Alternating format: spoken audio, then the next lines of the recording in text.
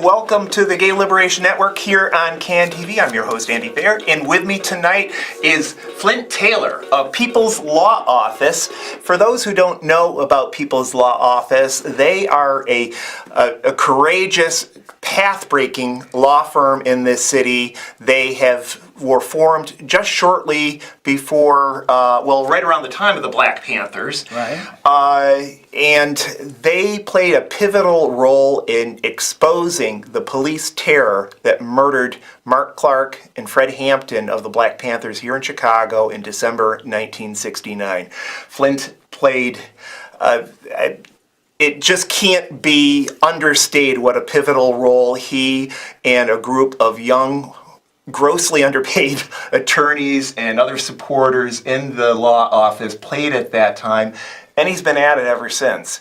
As we'll get into the show in a little bit, he played an important role, really a pivotal role, in exposing the John Burge tortures, the legacy of which just keeps on going on and on and on.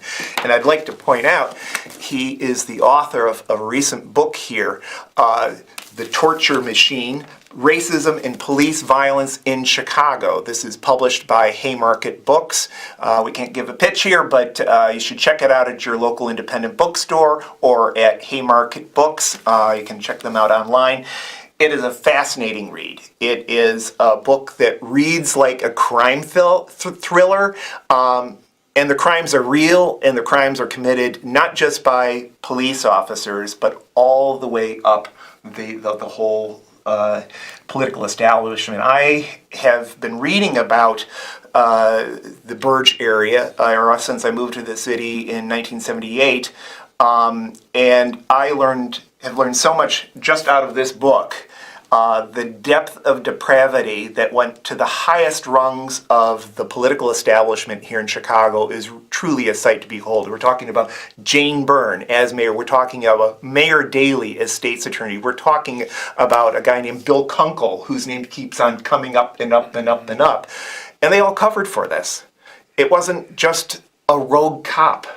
It was really the depths of the system. But I'm going to let you give the pitch here, Flint. Tell us, what do you think is the most important message of your book here? Well, I think the most important message is, well, there's several important messages, but of course, I think to put in a context, we have a 50-year arc here, starting in 1969 and basically coming to the present in terms of the history of police violence. It focuses, as you said, on the murder of Fred Hampton and Mark Clark, which is now known to be an assassination that came from Washington and the FBI. It goes through 30 some odd years of a police torture scandal that hasn't been completely absolved to this day, although there has been some remarkable victories along the way. But in looking at all of that, there are some themes that go through all of it, of course. You touched on it a bit, because the racism involved, the fact that the men who were, and now we have some 125 documented cases of police torture under John Burge, who of course was the lieutenant who was in charge of the area, first on the south side and later on the west side. And they were almost all of those 125 men were African American. Mm-hmm. That the kinds of torture was torture that arose from, we can track it all the way back to slavery, we can track it through lynchings, we can track it all the way to the black codes, and then here we are in Chicago with police torture. And each time the city says it's cleaned up its act, it just keeps on going on and on. The thing that I found remarkable is so many names that I thought had been consigned to the dustbin of history. People like Dignan, Halloran, McWeeny, there's any number of others who, these are cops that were close associates of John Burge, who just kept on getting promoted up and up through the system. Mm-hmm. And this, referencing the Black Panthers, there's a guy by the name of Machine Gun Joe Gorman, who actually murdered Fred Hampton, and he then shows up again as part of the Burge torture scandals. he not only shows up, he was the one who literally brought the machine gun to 2337 West Monroe on December 4th on that pre-dawn raid that led to the murders of Hampton and Clark and the wounding of several other young surviving Panthers. But he, as you said, he then went on to Area 2 under Burge, and several of the men who were tortured, when they recounted what happened to them, Burge would point to Gorman and say, he's the guy who killed Fred Hampton.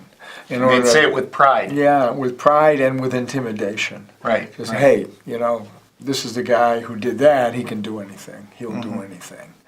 Well, let me just call our viewers' attentions to the People's Law Office, where Flint was. You were a founding partner, weren't you? I was not a lawyer even then. I was a law student who was working with lawyers, but I've been there ever since 1969. Also, for those watching on Facebook Live, I'm just going to read the URL for the law office. It's www.peopleslawoffice.com if you want to check out People's Law Office and the great work that Flint and others are doing there.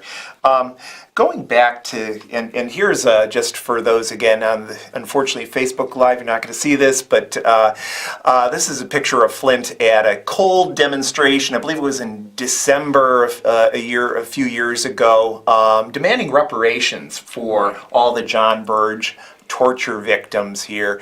And right here on your screen, this picture I find obnoxiously remarkable in that this is a picture of police officers bringing out Fred Hampton's body, and they all have got big smiles on their faces. And as you say in your book, Flint, the meme in the general media was, oh, there was a shootout, there was this gun battle, and those violent Panthers had it out with the police.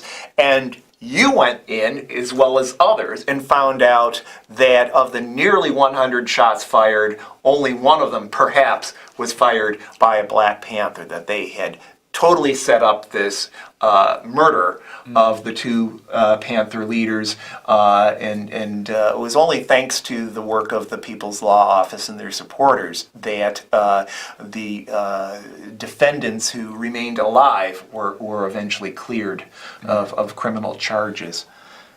And just here's a couple of pictures of Fred Hampton before he was murdered. I think what people of a younger generation may not realize, the Panthers electrified America's black communities because they showed that you could stand up for social services and self-defense against police violence. And at the time of the 1968 Democratic Convention here in Chicago, there wasn't even a Black Panther chapter, and yet just over a year later, in January 1970, there were over 10,000 people. And of course, the murderous raid on the Panthers it was in December of the preceding year. Right. Right. Well, yes, the Panthers had a 10-point program, as you know, and you mentioned some of the services. However you want to call them. There was a Breakfast for Children program. There was a medical clinic.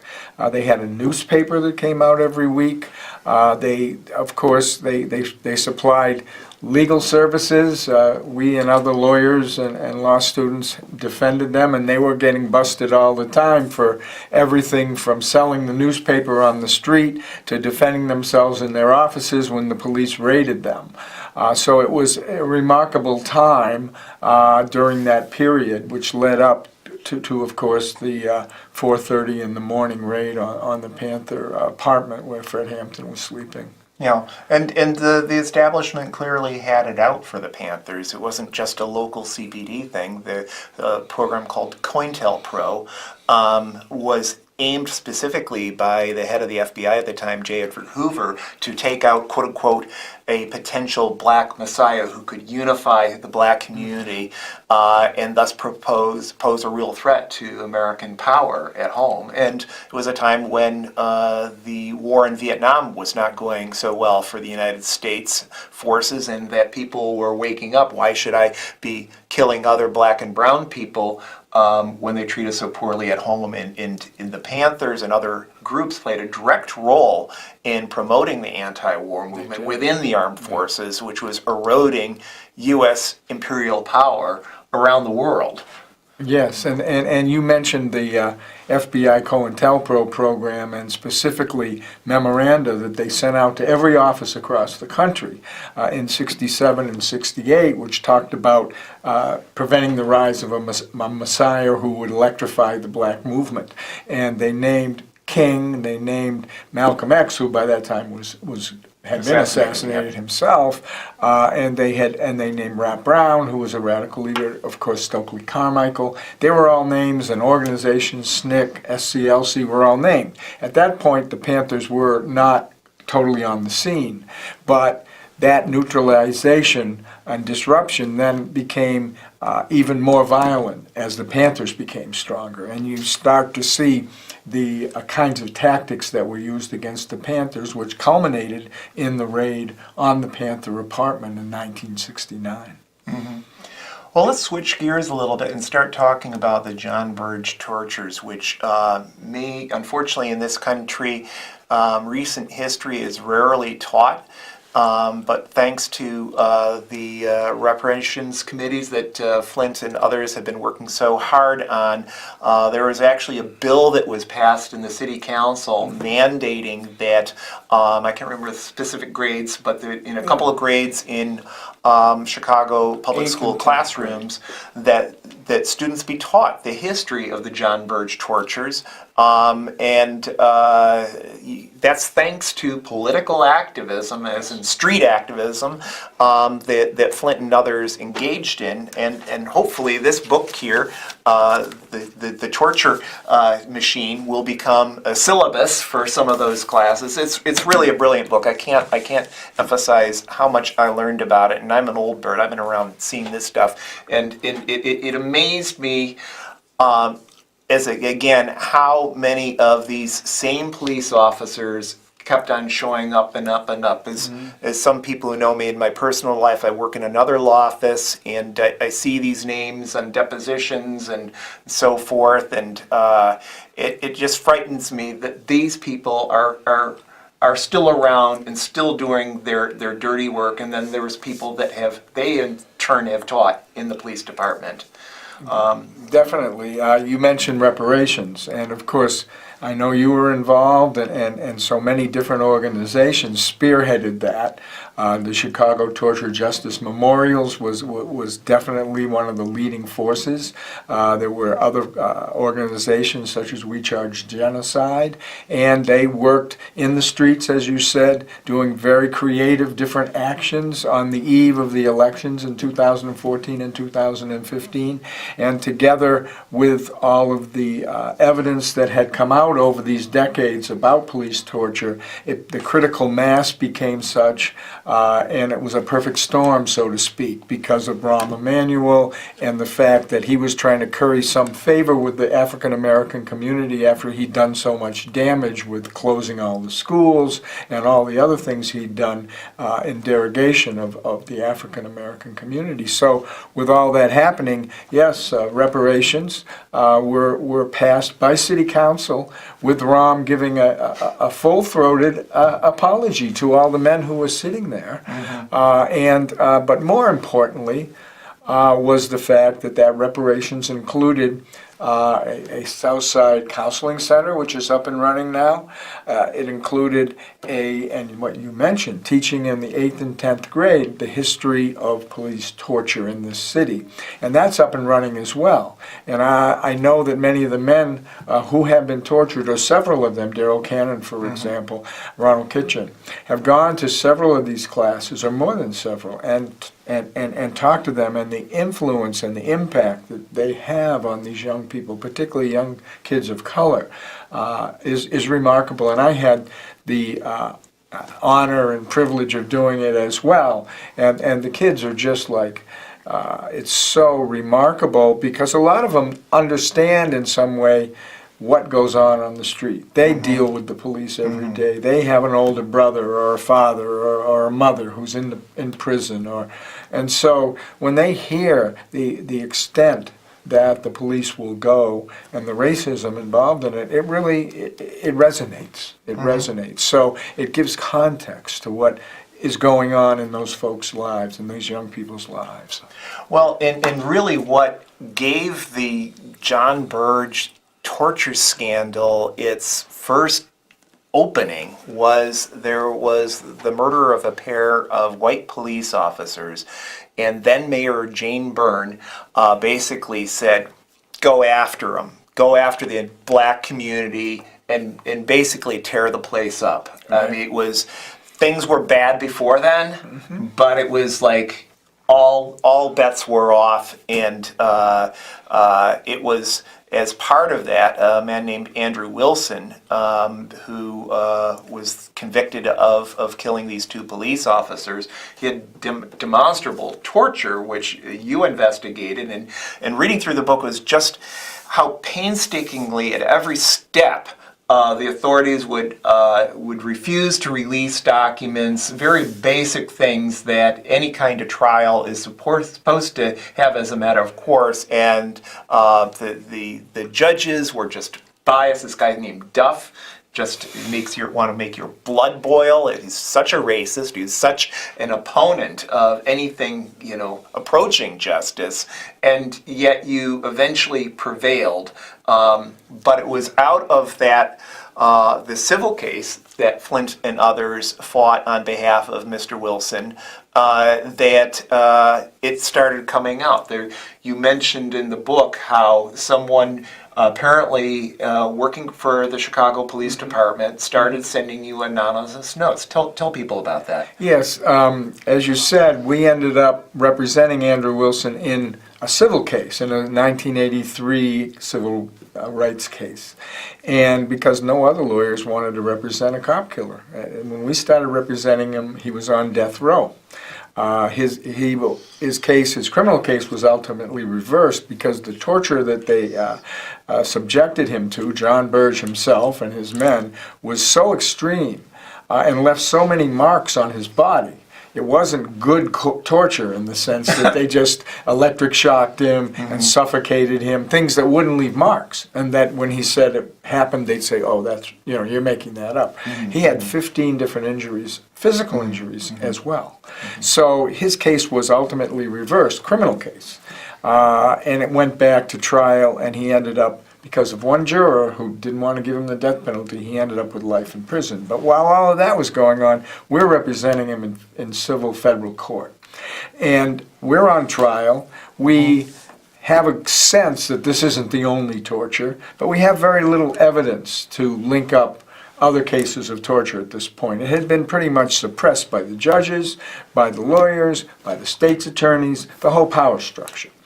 But while I was cross-examining Burge in the case itself, in the trial, we got letters from an anonymous source who we dubbed Deep Badge, in honor of Deep Throat from Watergate. And he or she, we never found out who it was, clearly worked with Burge and laid out a scenario of who was involved, who the cops that worked with Burge were, who some of the victims were of torture. And so we started to investigate all of that while the trial was going on.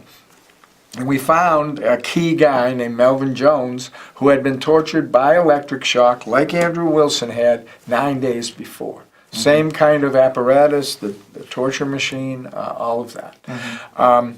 So this led us to start to unpeel the onion, so to speak, to unravel that ball of twine, however you want to talk about it. Well, and just to sort of speed it up, because we don't have lots of time here, one of the things that I found most remarkable in the book was that describing scenes where apparently not just the police superintendent, Richard Brejak, came to Area 2 Police Headquarters while all these tortures were going on, people were screaming and so forth. I mean, there's no way as a police officer who was around that area at that time could not have been where, and it wasn't just beat cops covering up for beat cops. No. This was right to the very top of the command structure, Richard Brejak, and then you couldn't have a movie like this, I swear, because no one would believe it.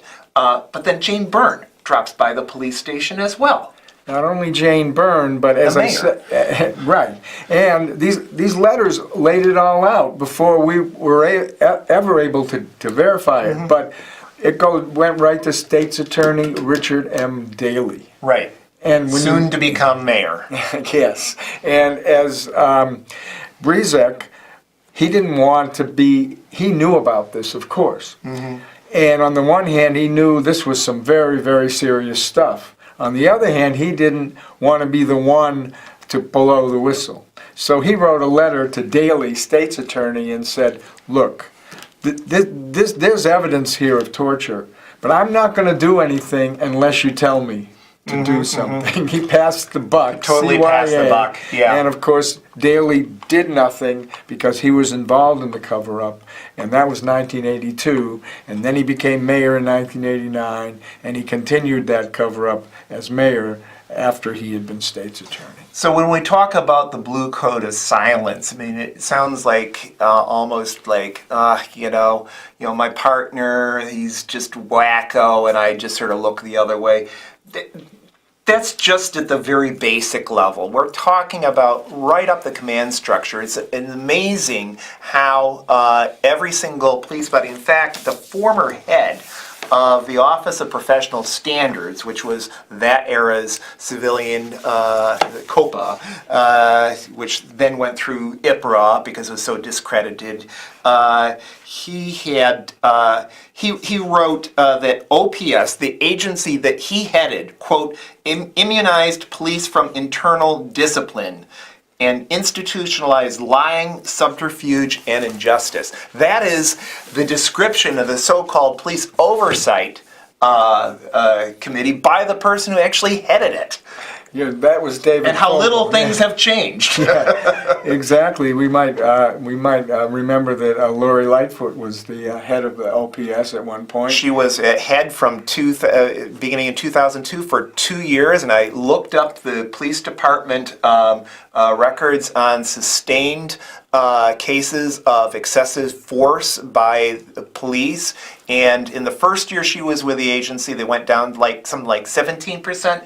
And the second year, they were down before when she'd been there, over something like 34%.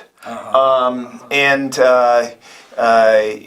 so, this talk of being a reformer, vote for whoever you want, but know what the hell you're voting for if you vote for Lori Lightfoot, because she was notorious as head of the Office of Professional Standards in shielding brutal police officers from any kind of accountability.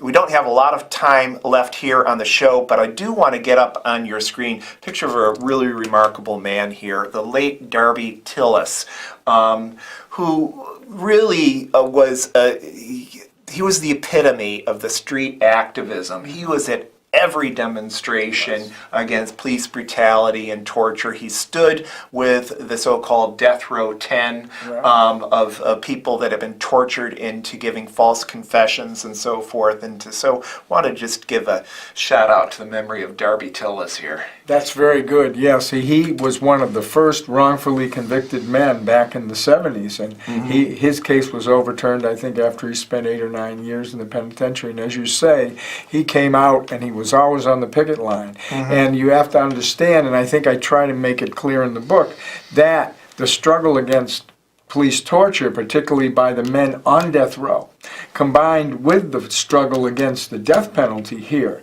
And when those two forces came together, it became a more than even the sum of the two parts, and was very instrumental in the pardoning of some of the torture survivors on death row, the clearing of death row, and ultimately, many years later, the abolishment of the death penalty. Yeah, and it should be noted that John Burge, the city of Chicago, finally let him loose literally about a week after the Rodney King Rebellion in 1993. I vividly remember that, being on a cold, small picket line and say, what, they're cutting loose John Burge? Well, it wasn't our picket line that did it. We were a small drop in the ocean, but people were ticked off about the very public beating of Rodney King out in Los Angeles. Definitely. So we really got to wrap this up, Flint. We could be going on and on and on. I again want to give a shout out to The Torture Machine, Racism and Police Violence in Chicago. Check it out from Haymarket Books. Again, if you want to check out the People's Law Office, this is how you can get in touch with them, www.peopleslawoffice.com. And with that, I'd like to thank Flint for helping us out tonight, giving a really fantastic show. Couldn't have done this without you, Flint. And thank you for educating a whole generation of new people about what's going on with police violence. Thank you very much. I really appreciated being on with you, Andy.